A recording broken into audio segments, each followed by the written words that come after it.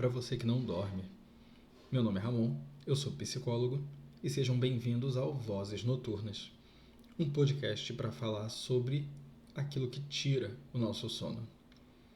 E hoje eu vou tentar responder uma pergunta que costuma passar bastante pela cabeça das pessoas que começam a se sentir atraídas por outras pessoas, que é: quando o amor começa? Não é uma coisa fácil de se responder, até porque existem N conceituações do amor. O que significa o amor? Como a gente vai entender o amor? E a gente precisa sempre partir primeiro da experiência a qual a gente está se referindo para que a gente não se perca nas palavras. Porque as palavras, de fato, não significam nada em si mesmas. Elas são atalhos que a gente usa para se referir a alguma coisa concreta. Então, que experiência a gente está tentando decifrar? A gente está tentando decifrar uma passagem de sentimentos entre aquele tipo de sentimento que a gente sente lá no início e o tipo de sentimento que vem depois de um tempo que o relacionamento começa. Por isso, a gente precisa estipular muito bem que tipo de sensação e sentimentos são esses, para a gente poder começar a pensar o que é o amor nessa experiência de se relacionar com outra pessoa. Então, será que o amor começa na primeira troca de olhares? Será que ele começa no primeiro beijo? Será que a gente ama desde o início ou a gente aprende a amar com o tempo? Então, vamos começar pela forma de elaborar qual é a experiência de relacionamento da qual estamos falando. Se a gente supor que a gente está falando de um relacionamento que começa com um intenso apaixonamento, a gente também precisa supor a possibilidade de que esse intenso apaixonamento, essa atração intensa do início de um relacionamento, ela pode se transformar em alguma outra coisa mais tarde, uma coisa mais suave.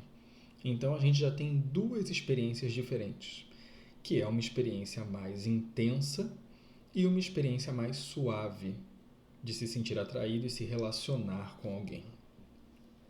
Quando a gente começa um relacionamento nessa situação de intensidade, existem formas de conceber a atração que diferem muito da forma como a gente acaba vivendo e experimentando o convívio mais tarde.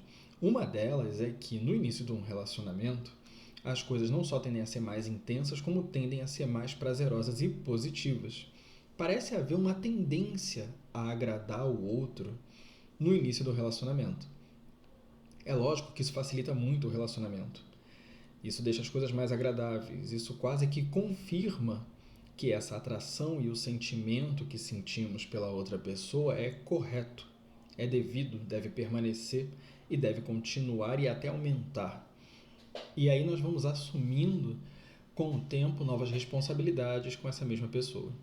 É claro que conforme o convívio se torna mais intenso, menos esporádico, que são aqueles encontros entre a semana, uma vez ou duas vezes por semana, o convívio, principalmente o convívio diário, as pessoas casadas claramente sabem do que eu estou falando, casadas seja do ponto de vista literal ou do ponto de vista metafórico, de ter uma vida de casado, as pessoas sabem que existem muito mais elementos que podem perturbar o prazer do que a forma de convívio esporádico que costuma acontecer no início do relacionamento.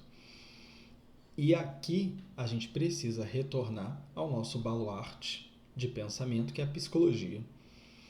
Vocês já ouviram o episódio 0, o episódio 1, o episódio 2. Vocês já estão cientes do significado de inconsciente e também do significado de projeção, que é quando a gente deposita no outro um conteúdo que pertence a nós, mas nós acreditamos que pertence ao objeto, pertence ao outro. E na paixão, o estado avassalador caracteriza muito uma coerência entre a fantasia e o objeto. O que isso significa? Significa que tudo que eu espero Eu posso até saber que espero isso, ou eu posso não saber que eu espero isso. Mas o que eu internamente espero de um relacionamento, quando me é atendido, faz com que o fluxo das coisas corra perfeitamente, porque nada é perturbado. Porque nada é perturbado, lembre, no início, as pessoas tendem a tentar agradar uma outra. Então, perturbações são um tanto raras no início do relacionamento. As pessoas tendem realmente a tentar fazer o relacionamento o melhor possível. Ou seja, as minhas fantasias tendem a ser satisfeitas no início do relacionamento. E essa característica do início do relacionamento, no caso, esse relacionamento que estamos usando como base de reflexão, isso é projeção. E isso vai ser o que chamamos de paixão. Paixão provém de uma palavra grega que é patos, e ela tem um significado que não é tão bonito quanto parece, porque ela denota um certo grau de inconsciência e também patologia, pelo seu grau de intensidade e pela forma como ela desregula o bom funcionamento das pessoas. Pessoas apaixonadas podem ser maravilhosas, mas a gente também sabe que pessoas apaixonadas podem ser perigosas. Então, esse comportamento de início de relacionamento, ele é baseado nessa paixão. E essa paixão é baseada numa projeção que está sendo satisfeita. Agora, o amor, ele parece ser um pouco mais complexo do que isso. Se ele realmente é algo tão nobre ou desenvolvido, maduro, ele precisa se diferir da paixão. E o que difere um relacionamento projetado? É um relacionamento que recolhe as suas projeções. E como nós recolhemos as nossas projeções? Se vocês ouviram o episódio 0, vocês sabem que o que devolve nossas projeções para nós é a realidade.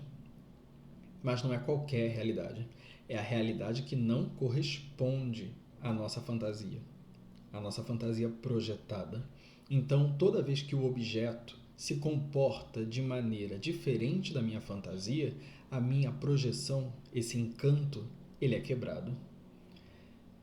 Então, a gente começa a refletir e chegar próximo da ideia e da conclusão de que o amor é a superação da paixão e, portanto, a superação das projeções. É quando o objeto não é somente a minha fantasia, é quando a outra pessoa não é apenas a satisfação da minha fantasia, que eu de fato a conheço. Pessoas que correspondem à nossa fantasia não são conhecidas. O que é conhecido é a nossa fantasia. Então, se eu só conheço alguém quando essa pessoa não corresponde à minha fantasia e eu fico insatisfeito, porque teoricamente a satisfação da fantasia, a correspondência à fantasia é a minha satisfação. Quando eu não sou satisfeito na minha fantasia, é que eu conheço o outro. E se só nesse momento é que eu de fato conheço o outro, é só nesse momento que de fato eu estou me relacionando com alguém. Porque até então eu estava me relacionando com a minha fantasia. Isso é extremamente importante, porque a gente acaba de chegar num ponto que nos obriga a concluir que o amor começa na primeira briga.